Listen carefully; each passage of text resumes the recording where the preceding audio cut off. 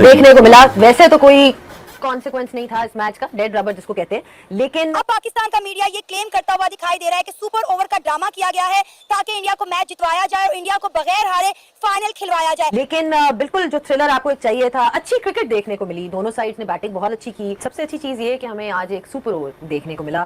आज के मैच में अर्शदीप सिंह ने बहुत अच्छी बॉलिंग कराई। Too little too late for Sri Lanka. ये मैच भी खैर जीता नहीं, लेकिन अगर इसी तरह का गेम इससे पहले खेल देता तो शायद इवेंट से बाहर ना होता। बासित भाई पहले आप बताएं।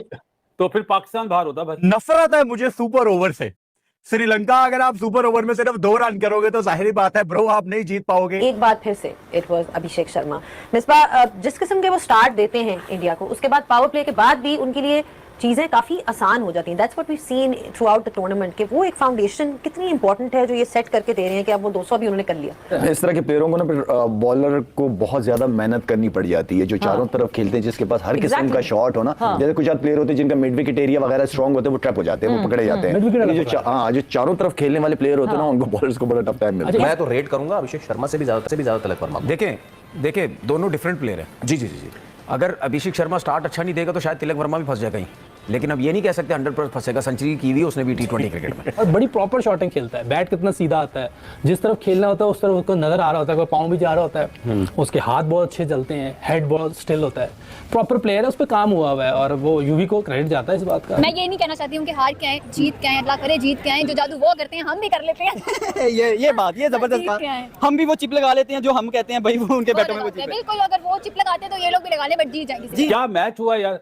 19वां ओवर अर्शदीप ने बहुत टॉप क्लास करा है। अभिषेक शर्मा तो हमेशा से ही खेल रहे हैं, हर मैच में खेल रहे हैं, but I think good contribution Tilak Varma और संजू सैमसन ने आज रन्स किए उनकी तरफ से। वैसे तो मैं पाकिस्तानी हूँ, लेकिन मुझे बहुत शर्म आ रही है ये कहते हुए कि इंडिया जीतेगा। ओए मतलब मैं कल वाला मैच हर हाल में चाहिए। अगर आप लोग कल वाला मैच नहीं लेके आते तो पाकिस्तान आने की कोई जरूरत नहीं है। डेफिनेटली क्रेडिट जाता है अर्शदीप को। और आज इंडिया की बैटिंग, इंडिया की बॉल लाइन ने परफॉर्म कर दिया है कि वो T20 एशिया कप की नंबर 1। अभिषेक शर्मा को देख के तो लगता ही नहीं है कि कोई पिच में कुछ हो रहा है कि नहीं हो रहा। वो तो आते हैं और वो उनको देखो ऐसा लग रहा होता है कि एक डिफरेंट ही प्लेनेट पे खेल रहे हैं। तो जब तक वो खेल रहे होते हैं ना, अंदाजा नहीं हो पाता है, बिकॉज जब इंसान इस तरह की फॉर्म के अंदर होता है और बाकी सारे बॉलर्स उसको ये लग रहे होते हैं कि उसके मैच के ही नहीं होते। खतरे की घंटी बजा दिया पाकिस्तान क्रिकेट टीम के लिए कि भाई हमें हल्के में नहीं लेना, हम मैदान मारने आए हैं, कहीं से भी यूटर्न हो सकता है और कहीं से भी भाई हम यूटर्न लेकर वापस आ सकते हैं। इस इंडियन बैटिंग लाइनअप में हर किसी ने 2-2, 3-3, 1-1, 100 किया हुआ है। ठीक है, तो इसका मतलब जो कि हमें बोलने की जरूरत नहीं, आपने स्ट्राइक रेट प्लस एवरेज सबकी बता चुके हैं।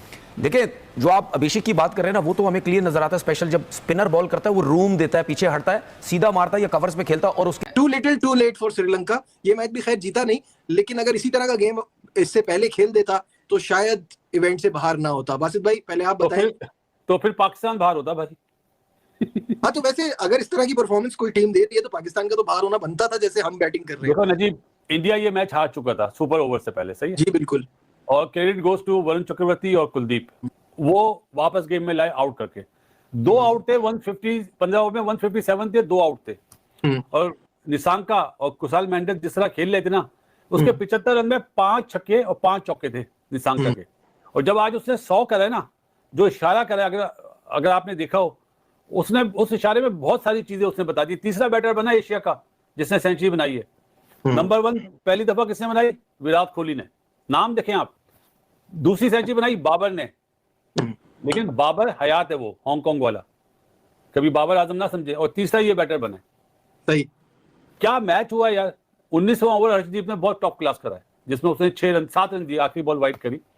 और ऐसा लगा कि आखिरी ओवर में भी शांका भाई हमारे खेल रहे थे, उन्होंने एक बॉल मिस करी है, फिर उन्होंने मतलब लास्ट 2 बॉल में चाहिए थे 7 रन, मारा चौका, एज लगा थर्ड मैन के ऊपर से चौका, और लास्ट बॉल पे 2 रन बन के सुपर ओवर पे डूबे ने और रिंकू सिंह ने 1-1 रन को 2-2 रन दिए लास्ट ओवर में। इस बार मजे का मैच देखने को मिला। वैसे तो कोई कॉन्सिक्वेंस नहीं था इस मैच का, डेड रबर जिसको कहते हैं, लेकिन बिल्कुल जो थ्रिलर आपको एक चाहिए था, अच्छी क्रिकेट देखने को मिली। दोनों साइड्स ने बैटिंग बहुत अच्छी की और फिर सुपर ओवर में जिस तरह से अर्शदीप सिंह ने बॉलिंग कराई, overall a great game of cricket. बिल्कुल, आई थिंक कि वो जो हम मिस कर रहे थे T20 क्रिकेट के, दुबई में उस तरह की क्रिकेट नहीं हो रही जो नॉर्मली आजकल T20 क्रिकेट हो रही है। तो आज नहीं लग रहा था कि दुबई में मैच है। पहली इनिंग से जिस तरह काम शुरू हुआ है, और वो तो अभिषेक शर्मा तो हमेशा से ही खेल रहे हैं, हर मैच में खेल रहे हैं, but I think good contribution Tilak Varma और संजू सैमसन ने आज रन्स किए उनकी तरफ से।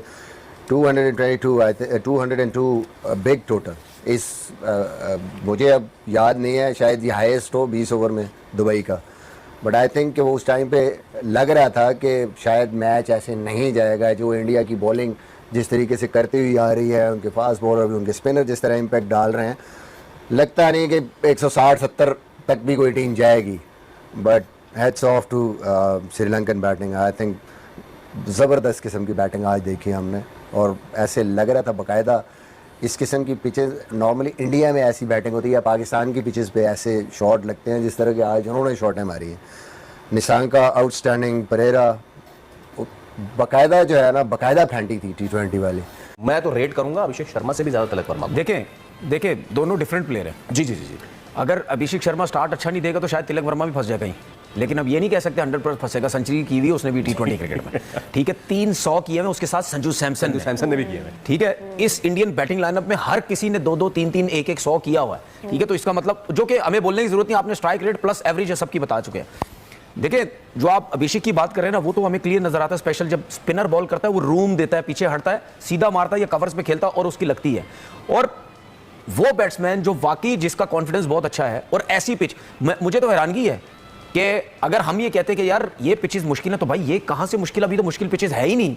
तो ये तो बहुत अच्छी पिचेस है बैटिंग के लिए। और आप जिसने तिलक वर्मा या अभिषेक की बात कर रहे हैं, अभिषेक अच्छा स्टार्ट देता है, उसके बाद हम हमेशा कहते हैं कि टीम के अंदर कोई भी लेफ्ट हैंडेड प्लेयर हो।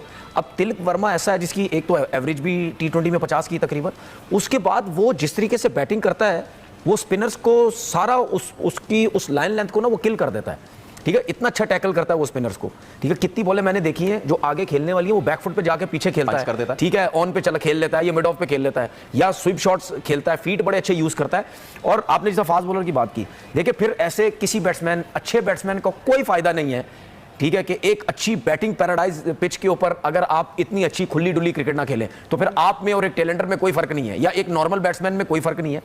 जिस प्लेयर की T20 क्रिकेट में एवरेजेस अच्छी होंगी ना, इसका मतलब यह है कि वो प्लेयर अच्छा है। T20 क्रिकेट में 30 एवरेज की बात कर रहा हूं, 30 एवरेज से लेकर आगे जिसकी 30 भी है, वो भी बहुत अच्छा प्लेयर है, ठीक है। और अगर उससे आगे जिनकी 50 की एवरेजेस है, तो इसका मतलब ये है कि वो चाहे फास्ट बॉलर हो, चाहे स्पिनर हो, इस तरह के प्लेयरों को ना बॉलर को बहुत ज्यादा मेहनत करनी पड़ जाती है, जो चारों तरफ खेलते हैं, जिसके पास हर किस्म का शॉट हो ना। नमस्कार दोस्तों, जय हिंद। अब पाकिस्तान का रोना धोना जो है ये परमानेंटली चलता रहेगा जब तक कि मैच ख़त्म हो नहीं जाए। और इनके जो यूट्यूबर्स हैं या जो मीडिया वाले हैं, वो TRP के चक्कर में कुछ भी ये अंट संट बकते रहते हैं। अब पता नहीं है TRP के चक्कर में ऐसा बोलते हैं या फिर किसी सस्ते नशे का प्रयोग करते हैं, कोई ऐसा मादक पदार्थ जिसकी वजह से इनकी बुद्धि जो है वो पूरी तरह क्षीण हो चुकी है। और इनको ये समझ में नहीं आ रहा है कि जिस मैच का जो परिणाम होता है, वो किसी भी मैच का लास्ट ओवर फेंकने तक, लास्ट ओवर लास्ट बॉल, उसको फेंकने के बाद ही उसका परिणाम निकलता है। जैसे कल आपने लोगों ने देखा था, सुपर ओवर में एक बॉल पर 2 बार आउट होने की लगभग संभावना थी, हालांकि वो कैच आउट नहीं था, रन आउट था, बट एम्पायर ने उसको डेड बॉल करार दे दिया। तो इन लोगों का जो रोना है वो लगातार चलता ही रहेगा, इसमें कोई संदेह की बात है नहीं। बाकी हमें और हमारी टीम को लगातार अच्छा खेलने की ज़रूरत है, जैसा कि वो खेलते हुए आ रहे हैं, और हम इसी तरह अपनी टीम को सपोर्ट करते रहेंगे। इनके रोने का क्या है, ये तो लगातार चलता रहेगा। अगर ये वो भिखारी हैं जिनके हाथ में अगर सोने का कटोरा भी दे दो, तब भी जाके ये भीख ही मांगेंगे। क्योंकि देखो, इन लोगों का प्रॉब्लम ये नहीं है कि ये लोग हार को स्वीकार नहीं करते या अपनी गलतियों को सीखते नहीं हैं, उनको सुधारते नहीं हैं। सबसे बड़ी बात यह है कि अपनी गलती मानते ही नहीं है। ये लोग दूसरों पर कीचड़ उछालते रहते हैं। इनका सीधा सा फंडा है कि जब हारने लगो तो दूसरों पर कीचड़ उछाड़ो और कंटिन्यू उछाड़ते रहो, जब तक कि वो लोग गिल्ट महसूस ना करने लग जाएं। तो हमें इनके ट्रैप में नहीं फंसना है।